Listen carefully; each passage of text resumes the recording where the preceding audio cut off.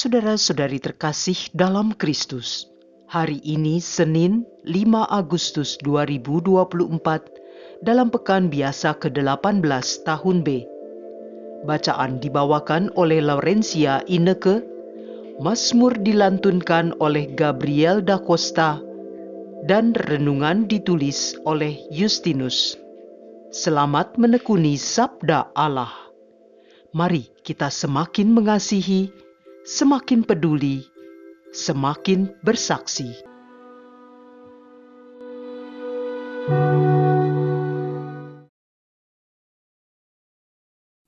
Dalam nama Bapa dan Putra dan Roh Kudus. Amin. Ya Allah, kami bersyukur atas karunia-Mu hingga hari ini. Kami berterima kasih atas kasih-Mu yang menyelamatkan kami, sehingga kami beroleh kehidupan dari penebusan Putra-Mu, Tuhan kami Yesus Kristus. Kami mohon, kiranya Engkau menerangi hati kami untuk dapat mendengarkan sabda-Mu hari ini. Amin. Bacaan dari kitab Yeremia bab 28 ayat 1 sampai dengan 17. Peristiwa ini terjadi di kota Yerusalem pada awal pemerintahan Zedekia Raja Yehuda, yaitu dalam bulan yang kelima tahun yang keempat. Nabi Hananya bin Azur yang berasal dari Gibeon berkata kepadaku di rumah Tuhan, di depan mata para imam dan seluruh rakyat. Beginilah sabda Tuhan semesta alam Allah Israel. Aku telah mematahkan penindasan Raja Babel. Dalam 2 tahun ini, segala perkakas rumah Tuhan yang telah diambil dari rumah ini oleh Nebukadnezar, Raja Babel, dan yang diangkutnya ke Babel, akan kukembalikan ke tempat ini. Juga Cekonya bin Yoyakim, Raja Yehuda, beserta semua orang buangan dari Yehuda yang dibawa ke Babel akan kukembalikan ke tempat ini. Demikianlah sabda Tuhan. Sungguh, aku akan mematahkan penindasan Raja Babel itu. Lalu berkatalah Nabi Yeremia kepada Nabi Hananya di depan para imam dan seluruh rakyat yang berdiri di rumah Tuhan. Kata Nabi Yeremia, amin. Moga-moga Tuhan berbuat demikian. Moga-moga Tuhan menepati perkataan-perkataan yang kau nubuatkan itu dengan mengembalikan perkakas-perkakas rumah Tuhan dan semua orang buangan dari Babel ke tempat ini. Hananya, dengarkanlah perkataan yang hendak kukatakan kepadamu dan kepada seluruh rakyat ini. Nabi-nabi yang ada sebelum aku dan sebelum engkau dari dahulu kala telah bernubuat kepada banyak negeri dan terhadap kerajaan-kerajaan besar tentang perang dan malapetaka dan penyakit sampar. Tetapi mengenai seorang nabi yang bernubuat tentang damai sejahtera, jika nubuat itu digenapi, maka barulah ketahuan bahwa nabi itu benar-benar diutus oleh Tuhan. Kemudian Nabi Hananya mengambil gandar yang terpasang pada tengkuk Nabi Yeremia, lalu mematahkannya. Berkatalah Hananya di depan seluruh rakyat, beginilah sabda Tuhan, dalam 2 tahun ini, begitu jugalah aku akan mematahkan kuk Nebukadnezar Raja Babel dari tengkuk segala bangsa. Kemudian pergilah Nabi Yeremia dari sana. Dan sesudah Nabi Hananya mematahkan gandar dari tengkuk Nabi Yeremia, bersabdalah Tuhan kepada Yeremia,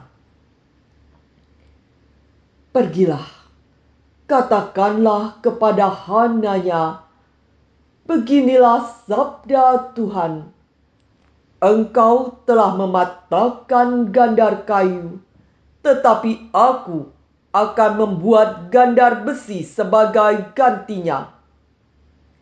Sebab beginilah sabda Tuhan semesta alam, Allah Israel, kuk besi akan kutaruh ke atas tengkuk segala bangsa ini, sehingga mereka takluk kepada Nebukadnezar Raja Babel. Sungguh, mereka akan takluk kepadanya. Malahan binatang-binatang di padang telah kuserahkan kepadanya."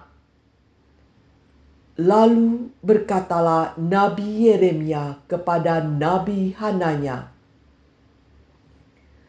"Dengarkanlah, hai Hananya, Tuhan tidak mengutus engkau, dan engkau telah membuat bangsa ini percaya kepada dusta. Sebab itu, beginilah sabda Tuhan, sungguh aku menyuruh engkau pergi dari muka bumi ini. Tahun ini juga engkau akan mati, sebab engkau telah menghasut rakyat murtad kepada Tuhan." Maka matilah Nabi Hananya dalam tahun itu juga pada bulan yang ketujuh. Demikianlah sabda Tuhan.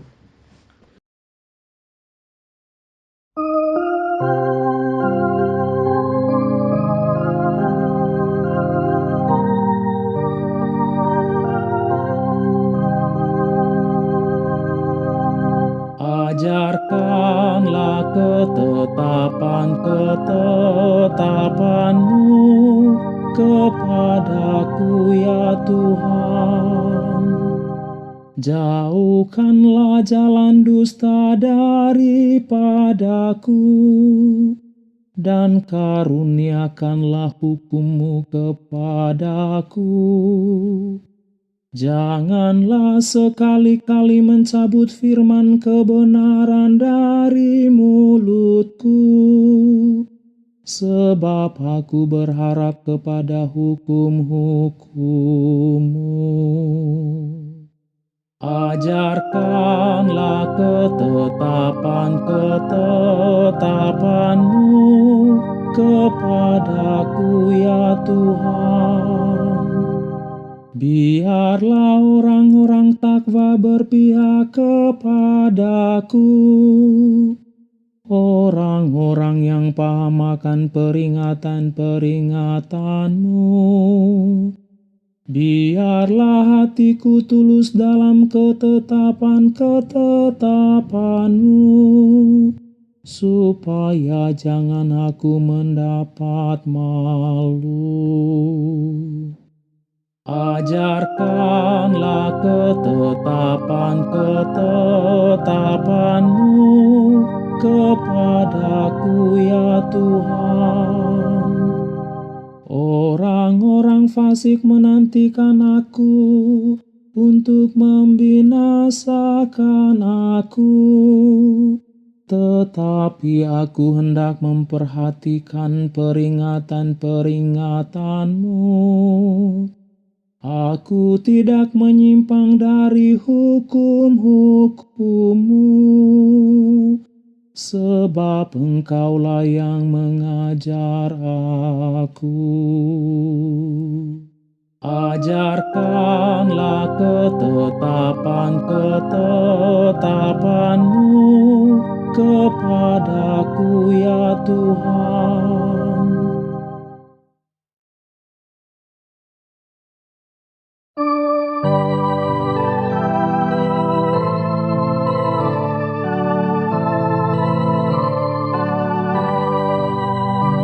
Haleluya, haleluya, haleluya.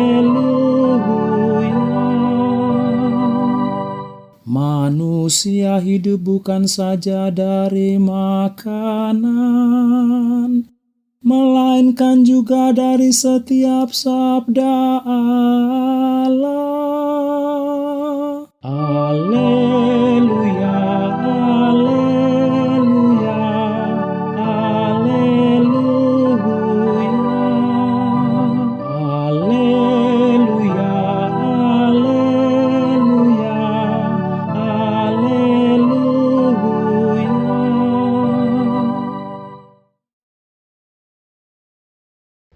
Inilah Injil suci menurut Matius, bab 14 ayat 13 sampai dengan 21. Sekali peristiwa, setelah mendengar berita pembunuhan Yohanes Pembaptis, menyingkirlah Yesus. Dengan naik perahu, ia bermaksud mengasingkan diri ke suatu tempat yang sunyi. Tetapi orang banyak mendengarnya dan mengikuti dia dengan mengambil jalan darat dari kota-kota mereka. Ketika Yesus mendarat, ia melihat orang banyak yang besar jumlahnya.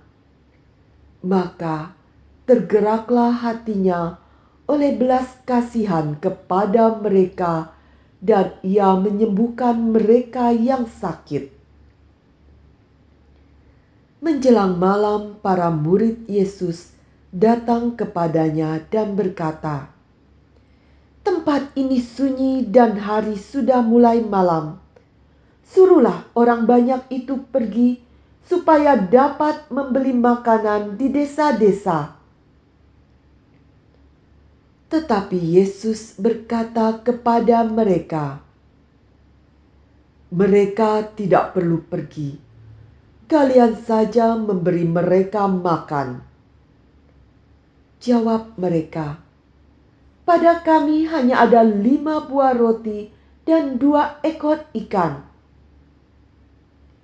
Yesus berkata, "Bawalah kemari." Lalu disuruhnya orang banyak itu duduk di rumput. Setelah itu, ia mengambil ke-5 buah roti dan ke-2 ekor ikan itu. Sambil menengadah ke langit, diucapkannya doa berkat, dibagi-baginya roti itu, dan diberikannya kepada para murid. Para murid lalu membagi-bagikannya kepada orang banyak. Maka semua makan sampai kenyang.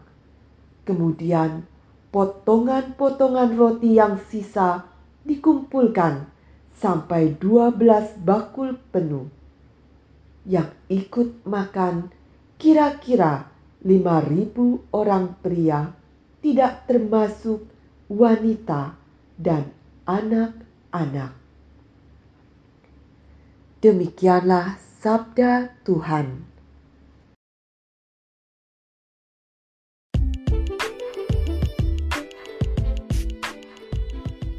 Mari menjadi pembela iman. Renungan dibawakan oleh Nikolaus Cipto.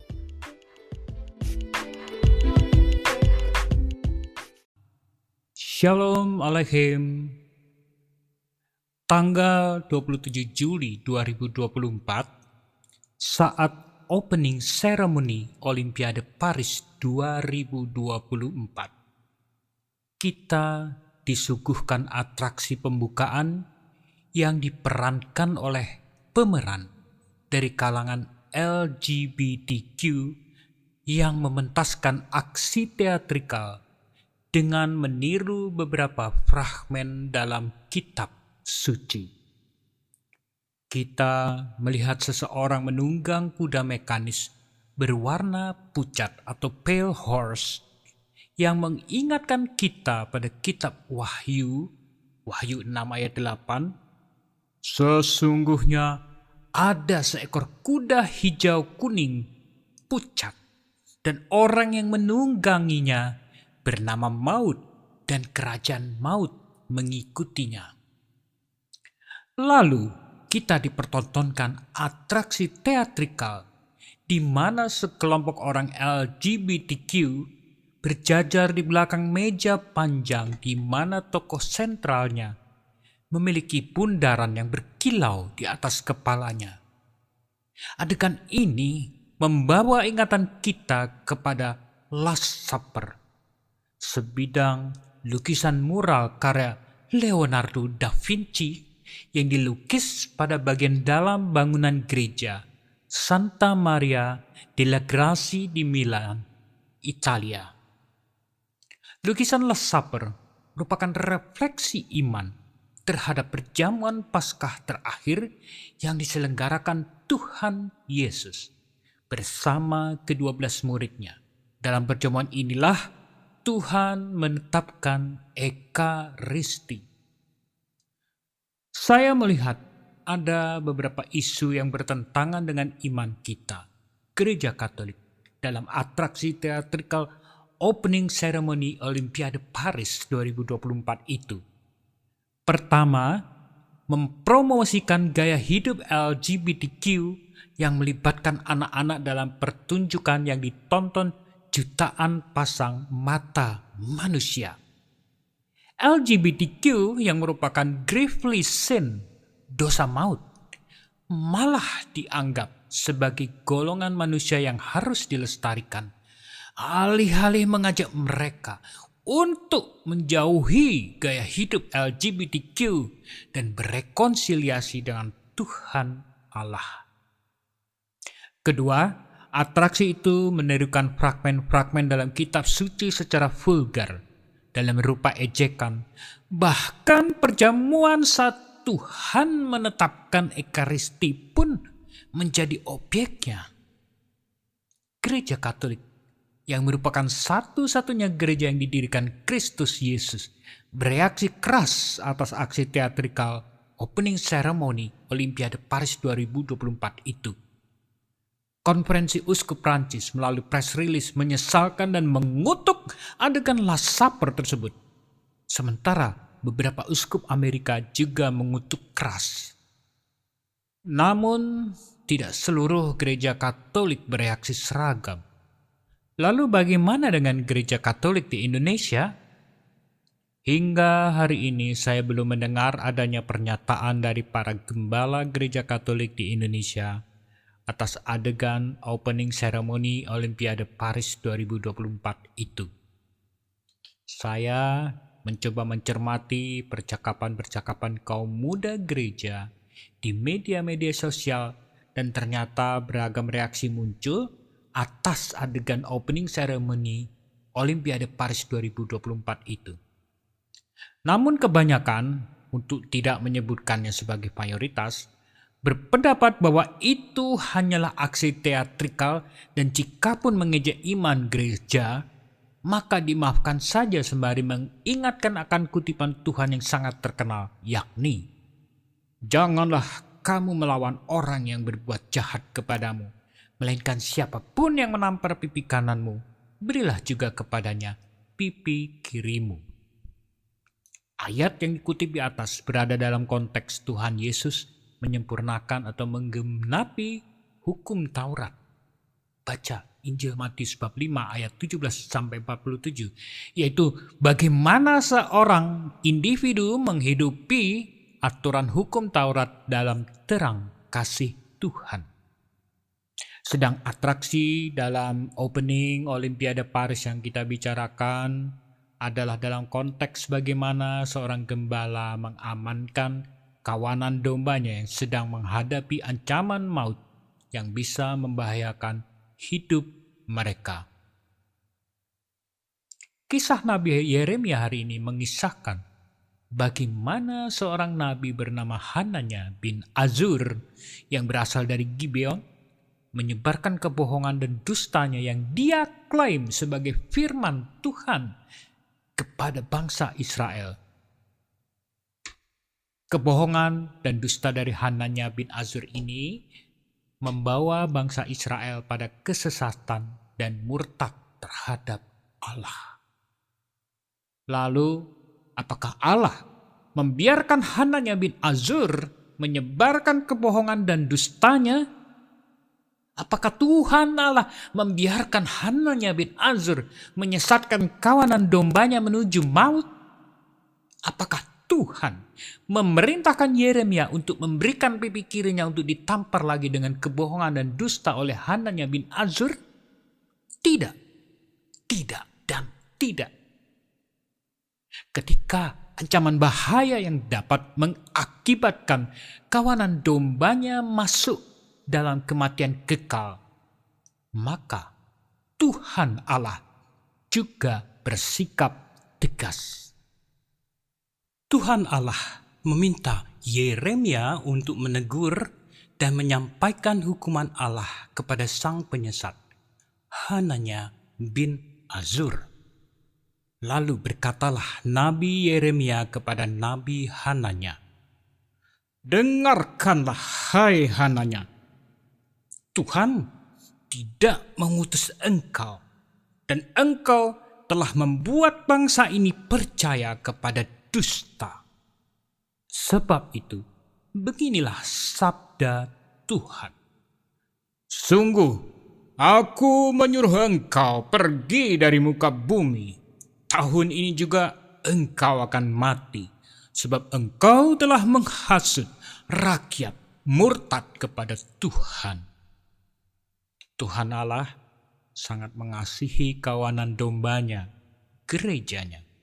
Hal ini juga terlihat jelas bagaimana Tuhan bersikap dalam Injil Matius hari ini, di mana dikisahkan Tuhan Yesus bermaksud mengasingkan diri setelah mendengar berita pembunuhan Yohanes Pembaptis. Tetapi ketika Tuhan melihat kerumunan orang menunggunya di pinggir danau, Ia melihat orang banyak yang besar jumlahnya, maka tergeraklah hatinya oleh belas kasihan kepada mereka, dan Ia menyembuhkan mereka yang sakit.